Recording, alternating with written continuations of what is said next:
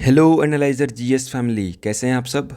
देखिए, अब आज से आपको पता है, एक दो दिन पहले काफ़ी र्यूमर चला, एक फेक नोटिसेस निकली, काफ़ी लोगों ने उस पर वीडियो बनाया। हालांकि हम लोगों ने नहीं बनाया था, हम लोगों ने वो नोटिस को चलाया भी नहीं, यूट्यूब में दिखाया भी नहीं किसी को।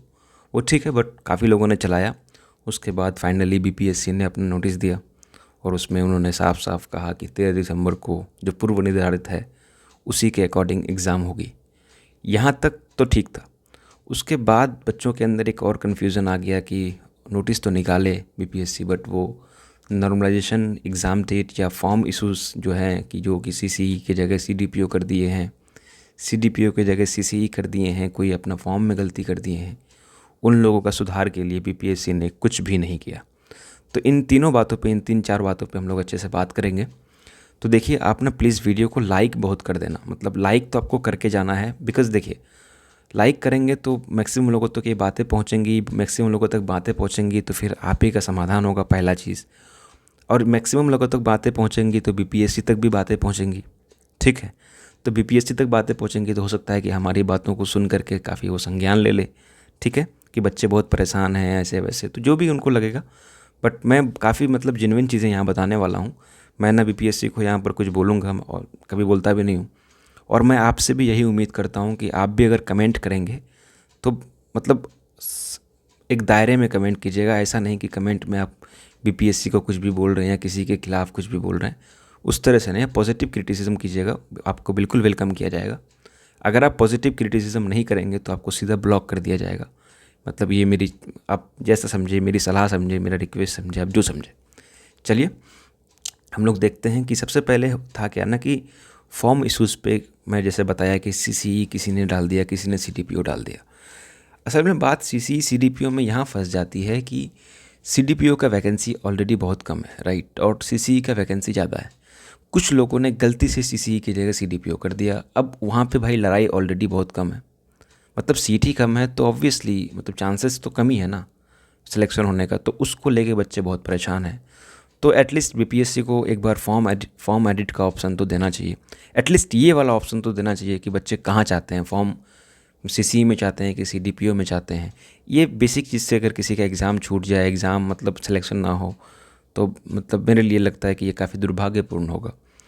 तो सबके लिए दुर्भाग्यपूर्ण होगा, बिहार के लिए मतलब काफ़ी दुर्भाग्यपूर्ण होगा, क्योंकि अल्टीमेटली मतलब सिलेक्शन लेके तो बिहार में ही सर्व करना है। दूसरा चीज़ ये है कि कुछ लोग ने क्या किया कि लास्ट टाइम में, आप इसको नॉन सीरियस सीरियस, बहुत सारे लोग बहुत सारे टर्मोलॉजी दे रहे हैं कि ये लोग नॉन सीरियस थे, सीरियस थे। तो मैं बस आप लोगों से एक चीज़ कहना चाह रहा हूँ कि सीरियस और नॉन सीरियस का डेफिनेशन हम और आप तय नहीं कर सकते।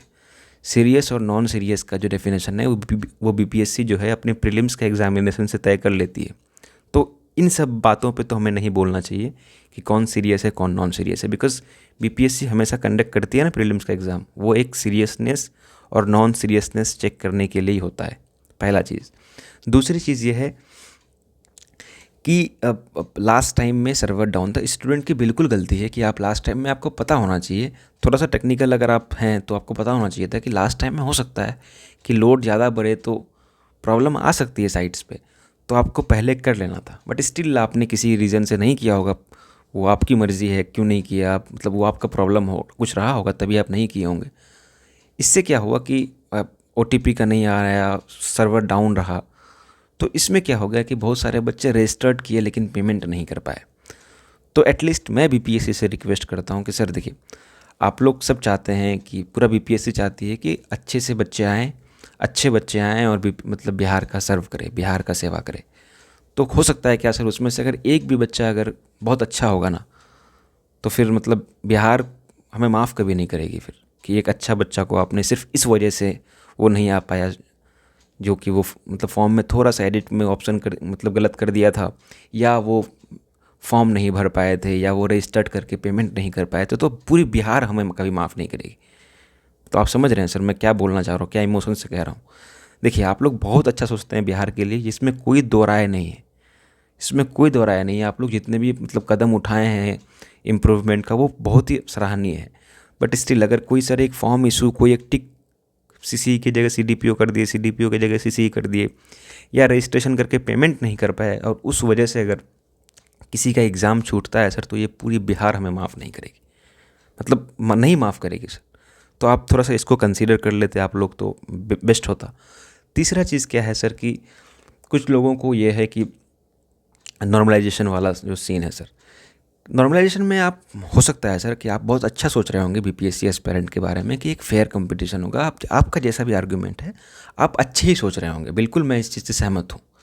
लेकिन सर आप जितना भी अच्छा सोचें, लेकिन उसके जिस पे आप अप्लाई करेंगे, जिस स्टूडेंट पे आप अप्लाई करेंगे, वो उस चीज़ से अगर कन्विंस नहीं है तो फिर वो मैकेनिज़्म तो फिर नहीं चलती है ना।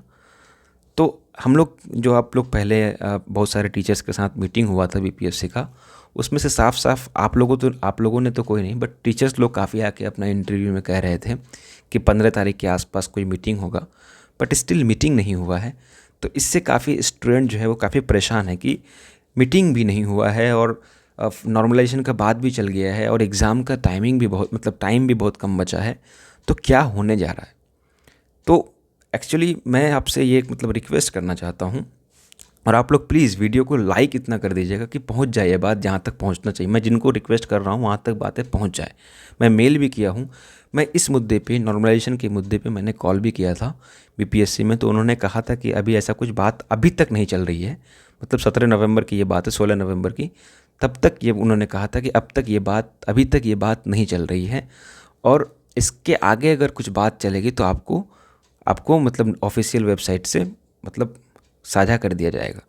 बट मैं सर आपसे मतलब आप लोगों से, आयोग से ये रिक्वेस्ट करना चाह रहा हूँ कि सर देखिए, अगर आप लोग लास्ट टाइम में करेंगे तो क्या होगा, बच्चे कंफ्यूज हो जाएंगे। इससे यहाँ पर नॉर्मलाइजेशन का इशू ये है ना कि बच्चे को पता ही नहीं है कि आपका पैरामीटर क्या होगा, फर्स्ट थिंग। सेकेंड थिंग कि सर जो ट्रेडिशनल एग्ज़ाम हम लोग देते थे प्रीलिम्स का बच्चे, तो उसमें वो लोग कुछ कुछ इम्पॉर्टेंट सेक्शन, इम्पॉर्टेंट एरिया को चुन लेते थे, उसके बाद उसको ज़्यादा हाई प्रायोरिटी रखते थे। बट जब नॉर्मलाइजेशन हो जाएगा तो क्या होगा कि बच्चे ये नहीं समझ पाएंगे कि मैं कैसे पढ़ाई करूं, मतलब उनके पैटर्न में चेंजेस आने की संभावना, मतलब उनको डर लगने लगेगा। तो ऐसे में कन्फ्यूज़न की स्थिति और बढ़ेगी। तो इससे अच्छा है सर कि आप एक बार क्लियर कर दें कि आप नॉर्मलाइजेशन लाना चाह रहे हैं या फिर क्या आपका मतलब अभी इस पर करंट स्टेटस क्या है नॉर्मलाइजेशन को लेकर के, आप ये क्लियर कर दीजिए। आपको कुछ नहीं, आपको तो बस एक नोटिस ही निकालना है। आपकी एक नोटिस से सर जितने भी बच्चे परेशान हैं वो परेशानी उनकी ख़त्म हो जाएगी। तो आपसे हाथ जोड़ के मेरा रिक्वेस्ट है कि आप प्लीज़ ये जो नॉर्मलाइजेशन है और फॉर्म इश्यूज़ के रिगार्डिंग जितने भी आपको मेल्स गए होंगे, उन सब का आप एक बार ज़रूर संज्ञान लें। इससे क्या होगा ना सर कि बच्चे पे मतलब एक जो मेंटली प्रेशर है वो कम होगा। आप नहीं मानते हैं तो इसी वीडियो के कमेंट में देख लीजिएगा, बहुत सारे लोग आपको देखेंगे मतलब परेशान होंगे कि ऐसा क्यों हो रहा है। तो प्लीज़ नॉर्मलाइजेशन को लेकर के आपका क्या स्टैंड है, आप उसको क्लियर कर दीजिए कि आप मुझे करना है या नहीं करना है, या करना है तो कैसे करना है, उसका क्या पैरामीटर होगा। बच्चे अगर कन्विंस हो गए तो कर दीजिएगा सर, क्या इशू है। मुझे पता है, मैं बार बार कहता हूँ, बीपीएससी जो है वो हमेशा मतलब कोई भी बॉडी जो है, कोई भी गवर्नमेंट जो है, वो हमेशा अच्छे के लिए सोचती है। ये मैं